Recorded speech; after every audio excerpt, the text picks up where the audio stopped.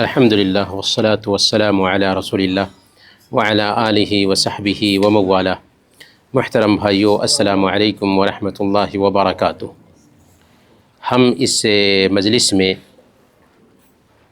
شیخ عبدالعزیز بن محمد الشعلان کی کتاب 100 سوال و جواب عقیدہ سے متعلق اس کے سوالات اور جوابات پڑھ رہے ہیں، اور ہم سوال نمبر 62 تک پہنچے تھے، جس میں ہم نے جانا کہ تعویذ گنڈے کی کیا حقیقت ہے۔ تو تعویذ گنڈے شرک اصغر میں داخل ہے۔ تعویذ گنڈے لٹکانا شرک اصغر میں داخل ہے۔ البتہ اگر کوئی انسان یہ سمجھے کہ تعویذ گنڈا ہی نفع پہنچاتا ہے یا نقصان دور کرتا ہے تو یہ شرک اصغر نہیں بلکہ شرک اکبر ہو جائے گا۔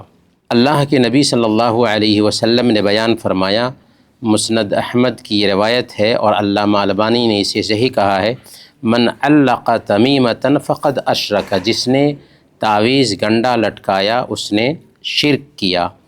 اور مسند احمد ہی کی روایت ہے، اللہ کے نبی صلی اللہ علیہ وسلم بیان فرماتے ہیں، من تعلق شیئا اکل الیہ، کہ جو آدمی کوئی چیز لٹکاتا ہے اس کو اسی کے سپرد کر دیا جاتا ہے۔ تعویذ گنڈے کے قبیل سے چھلا باندھنا بھی آتا ہے۔ بہت سارے لوگ ہاتھوں میں، کچھ لوگ دھاگا باندھتے ہیں، کچھ لوگ چھلا وغیرہ باندھے ہوئے ہوتے ہیں، یہ سوچتے ہیں کہ اس کی وجہ سے ہم بچے رہیں گے۔ تو اگر کسی انسان کی نیت یہ تھی کہ یہی دراصل ہمیں بچاتا ہے تو یہ شرک اکبر ہو جائے گا، جو ایک انسان کو اسلام سے خارج کر دیتا ہے۔ لیکن اس نے یہ نیت نہیں کی بلکہ یہ سمجھا کہ یہ سبب ہے، یہ سبب ہے بیماری کو ٹھیک کرنے میں۔ شفا تو اللہ تعالیٰ ہی دیتا ہے، لیکن یہ چھلا سبب بنے گا بیماری کو ٹھیک کرنے میں، تو یہ شرک اصغر ہوگا، چھوٹا شرک ہوگا جو حرام کے قبیل سے ہے۔ اللہ کے نبی صلی اللہ علیہ وسلم مسند احمد کی روایت کے مطابق ایک آدمی کے ہاتھ میں دیکھتے ہیں کہ وہ چھلا باندھ رکھا ہے، چھلا پہن رکھا ہے۔ پوچھا، یہ کیوں باندھ رکھے ہو تم؟ اس نے کہا، من الواہنہ، ایک بیماری ہے جس کی وجہ سے میں نے اسے پہن رکھا ہے۔ آپ نے فرمایا، انزعھا فإنها لا تزيدك إلا وهنا وإنك لو مت وهي عليك ما أفلحت أبدا، اسے نکال پھینکو، اس کی وجہ سے تمہاری بیماری اور زیادہ ہوگی، اور اگر اسے پہنے ہوئے مر گئے تو کسی صورت میں کامیاب نہیں ہوگی۔ یہ میں اپنی بات نہیں بتا رہا ہوں، بہت سارے لوگوں کے ساتھ جذبات کی بات ہوتی ہے کہ فلاں نے دیا ہے، فلاں جگہ پر ہمیں ملا ہے اس لیے میں باندھ رہا ہوں۔ آپ کون ہوتے ہیں بتانے والے؟ بھئی ہم تو نبی پاک صلی اللہ علیہ وسلم کی بات بتا رہے ہیں، جن سے افضل انسان نہ اس دھرتی پر پیدا ہوا اور نہ قیامت کے دن تک پیدا ہو سکتا ہے۔ اگر ہمیں ان سے محبت ہے تو ہمیں ان کی بات کی قدر کرنی چاہیے۔ تو اللہ کے نبی صلی اللہ علیہ وسلم نے کہا کہ اس کو پہنے ہوئے مر گئے تو کسی صورت میں کامیاب نہیں ہو سکتے۔ تو پتہ یہ چلا کہ ایک مسلمان کا تعلق اس کے اپنے رب سے ہوتا ہے، اور اسے اپنے رب پر یقین ہوتا ہے کہ وہی بیماری ٹھیک کرے گا، وہی نفع پہنچائے گا۔ یہاں پر تعویذ اور گنڈے کے حوالے سے ایک سوال یہ ہے کہ آیا اگر تعویذ قرآنی آیات سے ہو تو کیا وہ بھی صحیح نہیں ہے؟ تو قرآنی آیات سے بھی اگر تعویذ بنائی جا رہی ہے تو 3 وجوہات کی بنیاد پر یہ بھی صحیح نہیں ہے۔ سب سے پہلی وجہ یہ ہے کہ نصوص جو ہیں تعویذ کی ممانعت کے تعلق سے وہ عام ہیں۔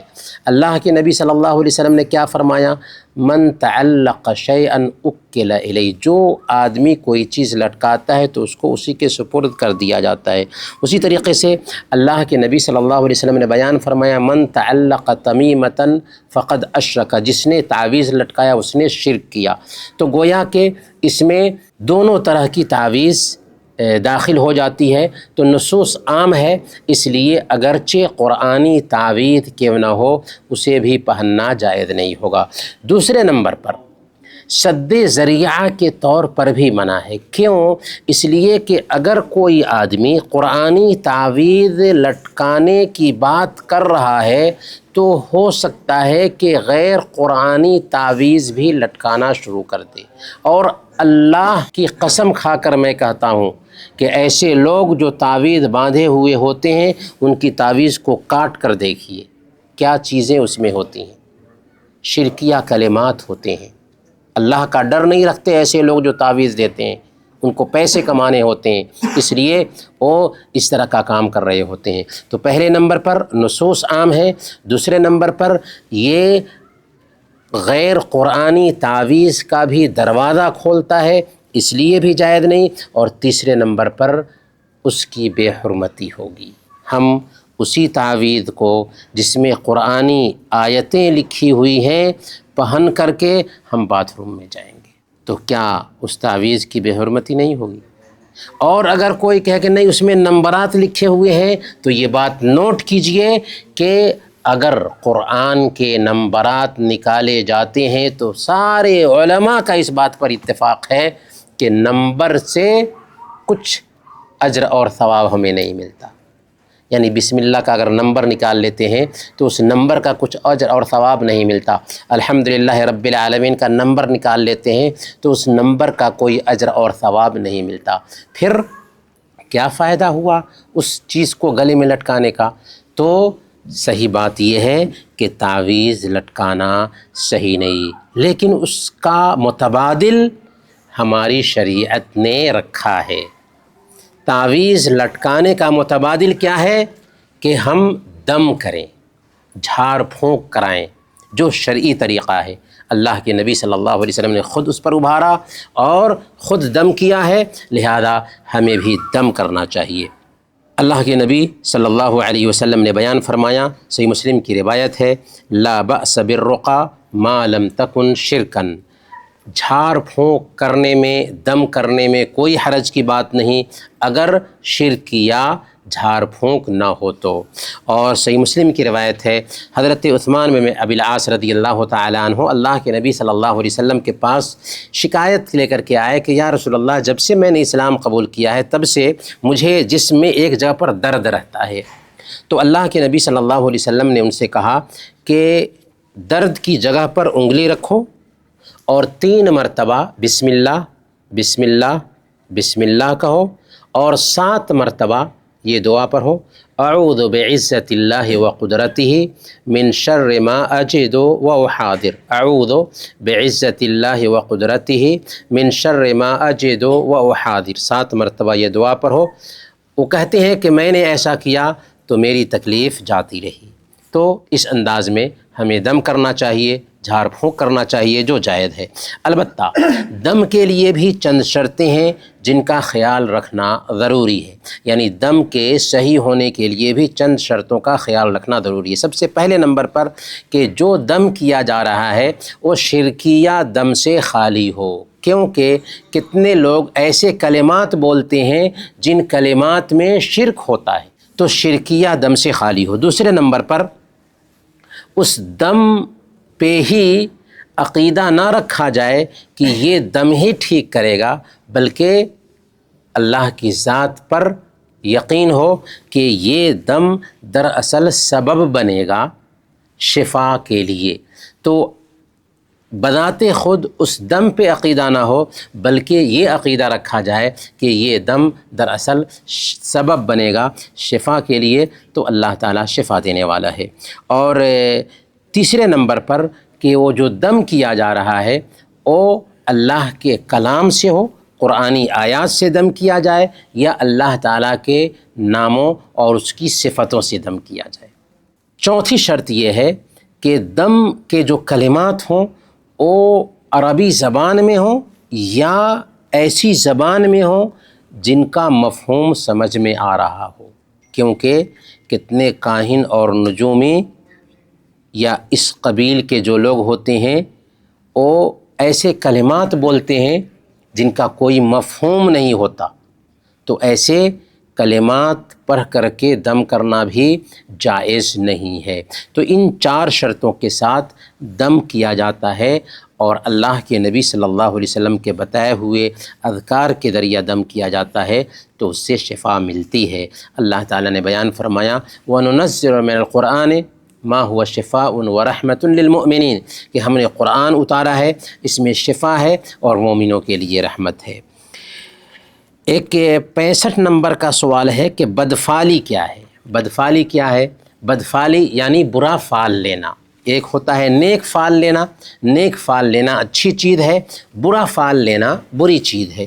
برا فعل لینا کبھی کبھار کسی انسان کو دیکھ کر کے برا فعل لیتا ہے، ایک انسان کبھی کبھار کسی نمبر سے برا فعل لیتا ہے، کبھی کبھار انسان کسی مہینے سے برا فعل لیتا ہے، دن سے برا فعل لیتا ہے۔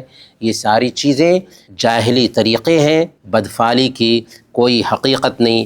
اسی لیے اللہ کے نبی صلی اللہ علیہ وسلم نے بیان فرمایا، مسند احمد اور سنن ابی داؤد کی روایت ہے، الطیرۃ شرکن، الطیرۃ شرکن، بدفعلی شرک ہے، گویا کہ برا فعل لینا شرک ہے۔ اچھا، بدفعلی میں ایک تو یہ ہو سکتا ہے کہ کسی چیز سے برا فعل لیا جائے تو اس وقت یہ سمجھے کہ یہی چیز نقصان پہنچائے گی۔ اگر کوئی آدمی یہ عقیدہ رکھتا ہے کہ یہی چیز نقصان پہنچائے گی یا اس چیز کی وجہ سے ہمارا کچھ نقصان ہو سکتا ہے تو یہ شرک اکبر ہو جائے گا۔ لیکن وہ سمجھتا ہے کہ اس سے نقصان تو نہیں ہوگا لیکن یہ سبب بنے گا نقصان کا، تو یہ شرک اصغر ہوگا۔ بہرکیف ہر حالت میں برا فعل لینا غلط ہے، صحیح نہیں ہے۔ اور اس کا علاج کیا ہے؟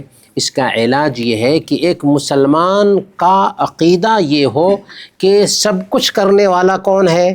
اللہ تعالیٰ ہے۔ اسی لیے اللہ کے نبی صلی اللہ علیہ وسلم نے اپنے چچا کے بیٹے حضرت ابن عباس رضی اللہ تعالیٰ عنہ کو ایک دن جبکہ وہ آپ کی سواری کے پیچھے سوار تھے تو سمجھایا تھا، کہا تھا کہ اے بچے، تمہیں میں کچھ باتیں سکھا رہا ہوں، غور سے سنو، اللہ کی حفاظت کرو، اللہ تیری حفاظت کرے گا، اللہ کی مانو، اللہ تیری حفاظت فرمائے گا۔ اگر مانگنا ہو تو اللہ تعالیٰ سے ہی مانگو، اگر مدد طلب کرنا ہو تو اللہ تعالیٰ سے ہی مدد طلب کرو۔ وَاعْلَمْ أَنَّ الْأُمَّةَ لَوِ اجْتَمَعَتْ عَلَىٰ أَن يَنفَعُوكَ بِشَيْءٍ لَمْ يَنفَعُوكَ إِلَّا بِشَيْءٍ قَدْ كَتَبَهُ اللَّهُ لَكَ وَإِنِ اجْتَمَعُوا عَلَىٰ أَن يَضُرُّوكَ بِشَيْءٍ لَمْ يَضُرُّوكَ إِلَّا بِشَيْءٍ قَدْ كَتَبَهُ اللَّهُ عَلَيْكَ۔ جان لو کہ اگر پوری دنیا بھی تجھے فائدہ پہنچانے کے لیے اکٹھا ہو جائے تو اتنا ہی فائدہ پہنچا سکتی ہے جتنا اللہ نے تیری قسمت میں لکھ دیا ہوگا، اور پوری دنیا بھی تجھے نقصان پہنچانے کے لیے اکٹھا ہو جائے تو اتنا ہی نقصان پہنچا سکتی ہے جتنا اللہ نے تیری قسمت میں لکھ دیا ہوگا۔ تو جب فائدہ اللہ تعالیٰ ہی پہنچاتا ہے، نقصان اللہ تعالیٰ ہی پہنچاتا ہے، اللہ کے علاوہ کوئی ہستی نہیں جو فائدہ اور نقصان سے دوچار کرے، تو ہم کیوں بدفعلی کا شکار ہوں گے؟ تو اللہ پر جب پختہ یقین ہوگا تو بدفعلی کا تصور ذہن میں نہیں آئے گا۔ دوسرے نمبر پر نیک فعل لینا چاہیے۔ نیک فعل کا مطلب جیسے اللہ کے نبی صلی اللہ علیہ وسلم صلح حدیبیہ میں 1400 صحابہ کے ساتھ تھے، سہیل بن عمر آیا ایلچی بن کر کے قریش کی طرف سے بات کرنے کے لیے۔ تو جب سہیل بن عمر آیا تو اس کا نام سہیل تھا جو سہل سے نکلا ہوا ہے، تو اللہ کے نبی صلی اللہ علیہ وسلم نے کیا کہا؟ سہل امرکم، تمہارا معاملہ آسان ہو گیا۔ تو نام سے اللہ کے نبی صلی اللہ علیہ وسلم نے نیک فعل لیا۔ سہیل سہل سے ہے، سہل کے معنی آسانی کے ہوتے ہیں، تو اللہ کے نبی صلی اللہ علیہ وسلم نے سہیل کے نام سے نیک فعل لیا۔ تو نیک فعل لینا اچھی چیز ہے، نیک فعل لینا چاہیے، لیکن بدفعلی سے بچنا چاہیے۔ اگر بدفعلی کا خیال آتا ہے تو اللہ کے نبی صلی اللہ علیہ وسلم نے دعا سکھا دیا ہے، وہ دعا پڑھیں، اللہم لا خیر الا خیرک ولا طیر الا طیرک ولا الہ غیرک۔ 68 نمبر کا سوال ہے کہ ستاروں سے بارش طلب کرنے کے بارے میں کیا حکم ہے؟ تو ستاروں کے ذریعہ بارش طلب کرنا یا قسمت کی جانکاری لینا یہ جائز نہیں ہے، حرام ہے۔ اور اگر کوئی آدمی یہ سمجھتا ہے کہ کہ ستارے ہی قسمت پہ اثر انداز ہوتے ہیں، ستارے ہی نفع اور نقصان پہنچاتے ہیں، تو یہ شرک اکبر ہو جائے گا۔ لیکن اگر کوئی آدمی یہ سمجھتا ہے کہ ستارے اثر انداز نہیں ہوتے، البتہ ستارے سبب بنتے ہیں کسی چیز کے لیے، تو یہ شرک اصغر ہو جائے گا۔ چنانچہ صحیح بخاری اور صحیح مسلم کی روایت ہے، اللہ کے نبی صلی اللہ علیہ وسلم حدیبیہ میں ٹھہرے ہوئے تھے۔ حضرت زید بن خالد الجہنی رضی اللہ تعالیٰ عنہ بیان فرماتے ہیں کہ اللہ کے نبی صلی اللہ علیہ وسلم نے فجر کی نماز میں لوگوں کی امامت کرائی، تو نماز کے بعد اللہ کے نبی صلی اللہ علیہ وسلم نے لوگوں سے خطاب کرتے ہوئے کہا کہ کیا تم جانتے ہو کہ تمہارے رب نے کیا کہا ہے؟ لوگوں نے کہا کہ اللہ اور اس کے رسول ہی بہتر جانتے ہیں۔ تو آپ نے فرمایا تیرے رب نے کہا ہے کہ میرے بندوں میں سے کچھ لوگوں نے ایمان کی حالت میں صبح کیا اور کچھ لوگوں نے کفر کرتے ہوئے صبح کیا۔ جن لوگوں نے کہا مطرنا بفضل اللہ و برحمتہ کہ اللہ کے فضل اور اس کی رحمت سے بارش ہوئی ہے، وہ اللہ پر ایمان لانے والے ٹھہرے اور ستاروں کا انکار کرنے والے ٹھہرے۔ اور جن لوگوں نے کہا فلاں 76 برسہ ہے، وہ ستاروں پر ایمان لانے والے ٹھہرے اور اللہ کا انکار کرنے والے ٹھہرے۔ تو گویا کہ یہ سمجھنا کہ ستارے اثر انداز ہوتے ہیں بارش میں یا فلاں 76 برسہ ہے، یہ بھی شرکی عمل ہے، لیکن یہ چھوٹا شرک ہے۔ اس طرح کی باتوں سے ایک مسلمان کو بچنا چاہیے۔ 71 نمبر کا سوال ہے کہ قبروں پر مسجد بنانے کا کیا حکم ہے؟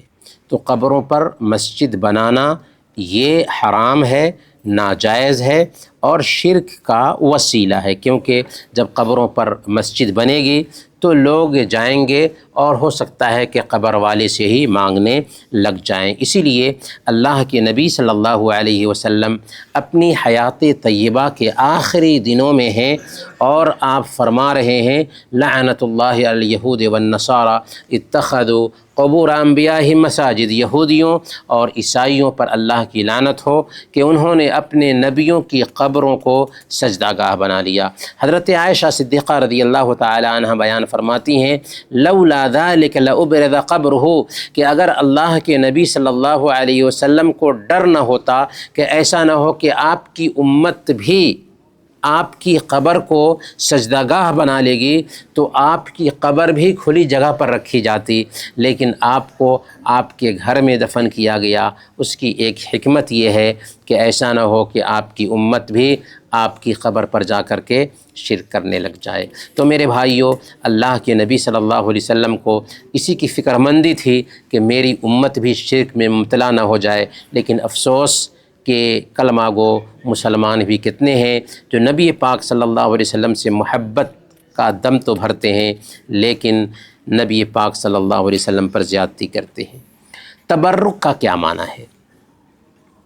تبرک کہتے ہیں برکت حاصل کرنا، برکت حاصل کرنا، خیر حاصل کرنا۔ تو برکت حاصل کرنے کی کیا اسلام میں گنجائش ہے؟ تو تبرک کی 2 قسمیں ہوتی ہیں، تبرک کی 2 قسمیں ہوتی ہیں۔ ایک تبرک ہے جو تبرک مشروع کہلاتا ہے، جائز تبرک کہلاتا ہے، اور یہ وہ تبرک ہے جس پر قرآن اور حدیث کے دلائل ہمیں ملتے ہیں۔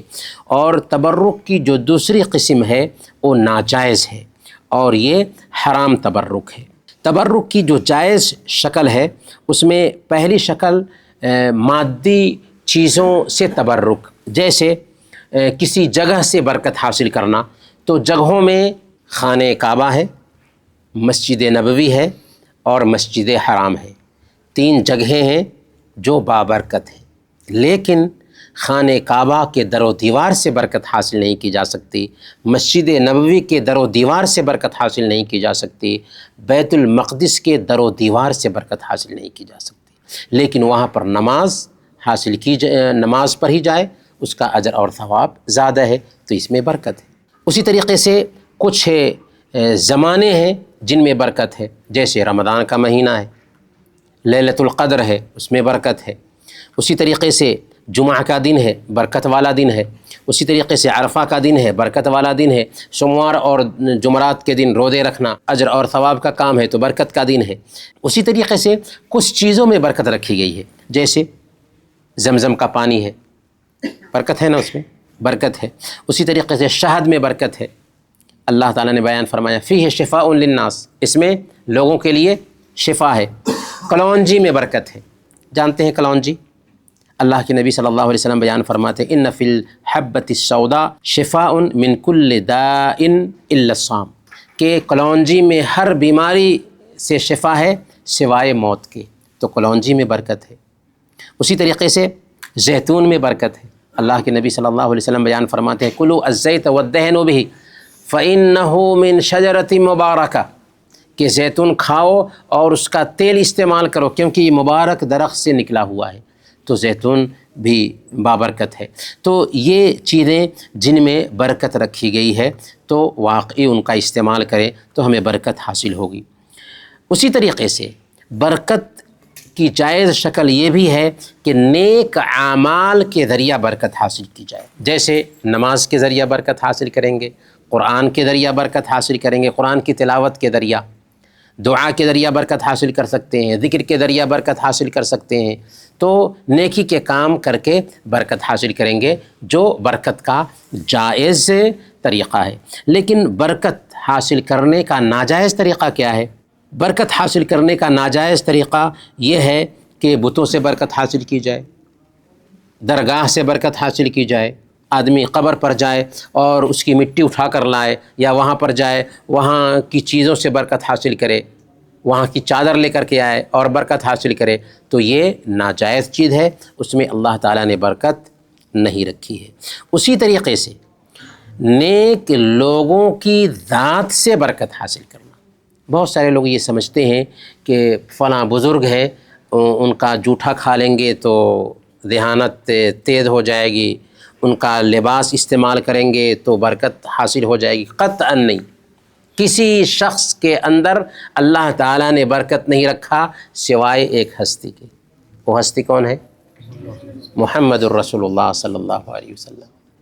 محمد الرسول اللہ صلی اللہ علیہ وسلم کی ذات میں برکت تھی، صحابہ کرام آپ کی ذات سے برکت حاصل کرتے تھے، آپ کے لباس سے برکت حاصل کرتے تھے، آپ کے وضو کے پانی سے برکت حاصل کرتے تھے، کیونکہ اللہ تعالیٰ نے آپ کی ذات میں برکت رکھا تھا۔